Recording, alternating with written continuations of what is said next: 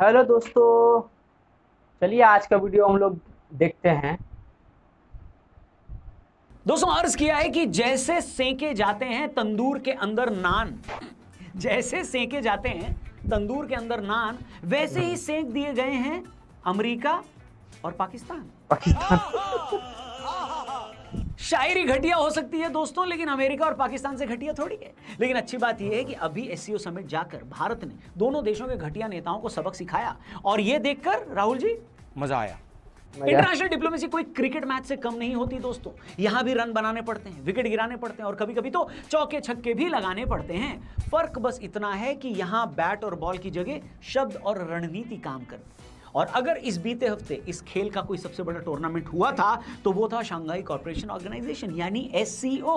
SCO एक ऐसा मंच है जहां दुनिया की सबसे बड़ी पावरें रशिया, चाइना, सेंट्रल एशियन देश और भारत एक साथ बैठते हैं। और इस बार की एससीओ समिट भारत के लिए किसी मास्टर स्ट्रोक से कम नहीं रही, क्योंकि इस मंच पर प्रधानमंत्री नरेंद्र मोदी ने सिर्फ भारत का पक्ष मजबूती से रखा ही नहीं, बल्कि पाकिस्तान, अमेरिका और चाइना जैसे बड़े खिलाड़ियों के बीच एक शानदार बैलेंस भी बनाकर दिखा दिया। वाह मोदी जी वाह। अब सवाल यह उठता है कि आखिर भारत ने इस एससीओ समिट से हासिल क्या क्या किया। तो आइए स्टेप बाय स्टेप उन 5 बड़े अचीवमेंट्स की बात करते हैं जो इस बार की मीटिंग में साफ तौर पर नजर आए। लेकिन इससे पहले कि हम वहां आगे बढ़ें, आपको तो पता है कि भाई समिट में लीडर्स ने इकोनॉमी और ट्रेड पर काफी डिस्कशंस किए हैं। अब इकोनॉमी की बात हो और ट्रेडिंग का जिक्र ना हो, ये नामुमकिन है भाई। और ट्रेडिंग की बात चली है तो एक प्लेटफॉर्म का नाम जरूर लेना चाहूंगा, कॉइन स्विच, क्योंकि इंडिया का सबसे बड़ा क्रिप्टो प्लेटफॉर्म है और यहां आपको मिलता है स्पॉट, फ्यूचर्स और ऑप्शंस ट्रेडिंग, तीनों एक ही जगह, वो भी आईएनआर में।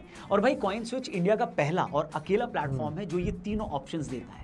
अब अगर सेफ गेम खेलना है तो यहां पर आप एसआईपी भी कर सकते हो बिटकॉइन और दूसरे कॉइन्स में, डेली, वीकली या मंथली, सिर्फ 100 रुपए से, मतलब कि एक चाय या कॉफी के प्राइस से भी कम प्राइस में अपना बिटकॉइन फ्यूचर आप सिक्योर कर सकते हो। स्पॉट में भी 300 प्लस क्रिप्टोस, फ्यूचर्स में 500 plus contracts with up to 100x leverage, और ऑप्शंस में डेली, वीकली और मंथली एक्सपायरीज, और सब कुछ इंडिया की लोएस्ट फीस के साथ। सिक्योरिटी की भी बात कर लेते हैं, बिल्कुल solid, FIU recognized, 2.5 crore plus users, और सबसे बड़ी बात प्रूफ ऑफ रिजर्व भी मेंटेन होता है, मतलब एक्सचेंज के पास यूजर्स के फंड से ज्यादा क्रिप्टो होल्डिंग्स है।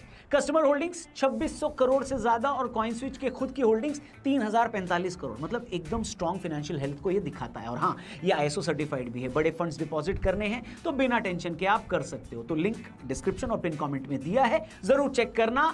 कॉइन स्विच ट्रेडिंग का असली समिट। वीडियो में आगे बढ़े। Crypto products and NFTs are unregulated and can be highly risky.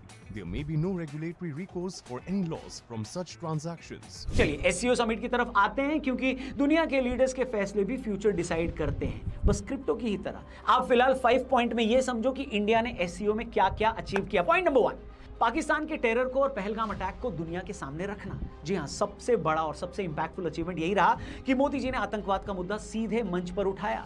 और नॉर्मली ऐसे मंचों पर लीडर्स पॉलिटिकली करेक्ट बने रहते हैं, नेम्स अवॉइड करते हैं और बातें शुगर कोटेड होती हैं, लेकिन मोदी जी ने ब्लंट तरीके से टेररिज्म को हाईलाइट किया, पहलगाम अटैक का जिक्र किया। हमें स्पष्ट रूप से और एक स्वर में कहना होगा कि आतंकवाद पर कोई भी डबल स्टैंडर्ड स्वीकार्य नहीं होंगे। सोचो उस हॉल में जब मोदी जी ने कहा कि आतंकवाद को सपोर्ट करने वाले देशों को इंटरनेशनल स्टेज पर कोई जगह नहीं मिलनी चाहिए, तो इशारा किसकी तरफ था? साफ साफ पाकिस्तान की तरफ। शाहबाज सिर्फ नाम से शरीफ, वो सामने बैठे थे और उनकी हालत लिटरली ऑकवर्ड हो गई। चेहरे पर वही शर्मिंदगी दिख रही थी जिसे मीडिया कैमरास ने कैद भी कर लिया। इंपैक्ट ये रहा कि बाकी एससीओ लीडर्स ने भी टेररिज्म को लेकर इंडिया की बात को इग्नोर नहीं किया। रशिया और सेंट्रल एशिया के देशों ने ओपनली अग्री किया कि डबल स्टैंडर्ड्स चलेंगे तो प्रॉब्लम कभी खत्म नहीं होगी। यानी पहली बार पाकिस्तान का हम भी आतंकवाद के शिकार हैं, ये वाला पुराना नैरेटिव पूरी तरह कोलैप्स हो गया। ये अचीवमेंट इसलिए भी खास है क्योंकि इंडिया ने अपनी बात सिर्फ कही नहीं, बाकी देशों से भी एक्नॉलेजमेंट ले ली, यानी उनसे मनवा ली, और यही डिप्लोमेटिक विन है। सिर्फ ये बोलना नहीं, बल्कि दूसरे देशों से अपनी बात कहलवाना भी एक सबसे बड़ी जीत है। और मजेदार बात यह है कि आतंकवाद पर यह डिक्लेरेशन खुद पाकिस्तान ने भी साइन किया। इसके बाद पाकिस्तान में बैठे टेररिस्ट ऑर्गेनाइजेशंस की हालत पता है ऐसी थी। मेरा तो इतना लाइफ खराब हो गया है, इतना लाइफ खराब हो गया है मेरा। पॉइंट नंबर 2 पर आते हैं। यूएस के टैरिफ से डरे बिना मोदी और पुतिन की खुली केमिस्ट्री। दूसरा मास्टर स्ट्रोक इंडिया का यह रहा कि उसने अमेरिका के दबाव के बिल्कुल परवाह नहीं की। अमेरिका ने हाल ही में टैरिफ लगाकर इंडिया पर इकोनॉमिक दबाव डालने की कोशिश की। नॉर्मली कोई भी देश इस हालत में सॉफ्ट हो जाता, डिफेंसिव पोस्चर ले लेता, लेकिन भारत ने एससीओ में जाकर बिल्कुल ऑपोजिट पिक्चर पेश की है। पूरी दुनिया ने विजुअल्स देखे जब मोदी और व्लादिमीर पुतिन एक साथ फ्रेंडली बॉडी लैंग्वेज में नजर आए। दोनों लीडर्स कैजुअली वॉक करते रहे, बात करते नजर आए, फिर एक ही साथ एक ही कार में बैठकर बायलैटरल टॉक्स के लिए भी निकल ली। ये सिर्फ एक फोटो ऑप नहीं था, ये सिंबल था कि इंडिया किसी के दबाव में भी झुकेगा नहीं। अमेरिका के लिए एक बड़ा सेटबैक था। मैसेज साफ था, इंडिया अपनी इंडिपेंडेंट फॉरेन पॉलिसी पर चलता है। इंडो यूएस पार्टनरशिप इंपॉर्टेंट है, लेकिन इंडिया कभी पपेट की तरह एक्ट नहीं करेगा। एक तरह से इंडिया ने अमेरिका को क्या बोला पता है? चल निकल दोस्त, बेकारी नहीं है अपन, बहुत पैसा है अपने पास। अब आते हैं तीसरे और सबसे सेंसिटिव पॉइंट पर, India China relation. Galwan clash के बाद दोनों देशों के बीच टेंशन साफ दिखती रही। बॉर्डर पर स्टैंड ऑफ, ट्रेड इश्यूज और पॉलिटिकल मिसट्रस्ट, सबने मिलकर रिलेशन ऑलमोस्ट फ्रीज कर दिया था। लेकिन एससीओ के मंच पर जो विजुअल्स आए वो एक तरह का आइस ब्रेकर लगे। मोदी और 11 जिनपिंग के बीच हल्की फुल्की बातचीत, बॉडी लैंग्वेज में सॉफ्टनेस और सिंबॉलिक जेस्चर्स, ये सब दिखाता है कि दोनों देश पूरी तरह डिस्कनेक्ट नहीं होना चाहते। अब ये कहना कि overnight India China best friends बन गए हैं, ये बेवकूफी होगी। लेकिन इतना तो तय है कि इस समिट ने डायलॉग का दरवाजा खोल दिया है, और डिप्लोमेसी में यही बड़ी चीज होती है, दरवाजा बंद ना करना। अब आते हैं चौथे और सबसे मजेदार डिप्लोमेटिक ट्विस्ट पर। एससीओ की तस्वीरें जब वॉशिंगटन पहुंची और वहां यह देखा गया कि इंडिया, रशिया और चाइना एक साथ गले मिल रहे हैं, तो भैया अमेरिका में अलार्म बज गए। रिजल्ट ये हुआ कि यूएस ट्रेजरी सेक्रेटरी को आकर पब्लिकली ये कहना पड़ा कि इंडिया और यूएस दोस्त हैं और दोनों के डिस्प्यूट सॉल्व हो जाएंगे भैया। अब आप ये सोचो, ये स्टेटमेंट अपने आप में ये बता दे कि अमेरिका अंदर से कितना नर्वस आया हुआ है। I do think India is the world's largest democracy. U.S. is the world's largest economy. I think at the end of the day, we will come together. Normally US इतनी जल्दी किसी तीसरे मंच पर रिएक्ट नहीं करता, लेकिन एससीओ के बाद उनको लगा कि अगर उन्होंने साइलेंस बनाए रखा तो ये नैरेटिव बन जाएगा कि इंडिया, रशिया, चाइना करीब आ रहे हैं, इसलिए डैमेज कंट्रोल मोड में आना पड़ेगा, और वो आए। ये अचीवमेंट इंडिया के लिए दो कारणों से इंपॉर्टेंट है। एक तरफ एससीओ में उनकी क्रेडिबिलिटी बढ़ी है, दूसरी तरफ यूएस को डिफेंसिव पोस्चर अडॉप्ट करना पड़ा, यानी इंडिया ने इनडायरेक्टली दोनों तरफ गेन किया। गजब बेइज्जती है। और अब आखिरी और इक्वली इंपॉर्टेंट अचीवमेंट इंडिया के लिए यह रही कि इंडिया ने अजरबैजान की एससीओ मेंबरशिप रोक दी।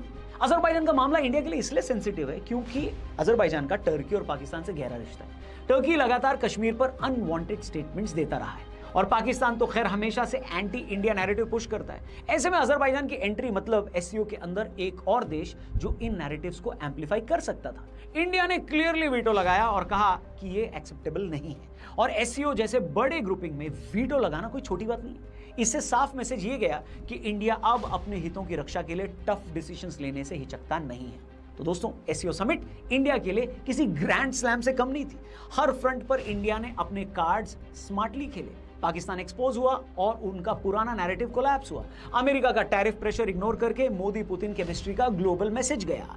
चीन से मिनिमम फ्रेंडशिप मेंटेन कर ली गई है, जिससे डायलॉग का दरवाजा खुला रहे। अमेरिका को इतना डर लगा कि ट्रेजरी सेक्रेटरी को पब्लिक स्टेटमेंट देना पड़ा, और अजरबैजान की मेंबरशिप रोककर इंडिया ने अपना डिसाइसिवनेस भी दिखा दिया। तो एक तरीके से इंडिया के लिए एससीओ मतलब 5 उंगलियां घी में और सर कढ़ाई में वाला मामला साबित हुआ। आपके हिसाब से डोलांड भाई अब क्या रिएक्शन देंगे? कमेंट करके जरूर बताना। बाकी कॉइन स्विच सिर्फ 100 रुपए से आप एसआईपी शुरू करो, मतलब एक मूवी टिकट से भी कम दाम में आप अपना फ्यूचर स्ट्रॉन्ग कर सकते हो। फिर से बता दूं, लिंक डिस्क्रिप्शन और पिन कमेंट में दिया है, चेक करना ना भूलना। चैनल को भी सब्सक्राइब करना, वीडियो पसंद आई तो इसे अपने दोस्तों से जरूर शेयर करना। जल्दी मिलते हैं। Thank you for watching. जय हिंद, वंदे मातरम।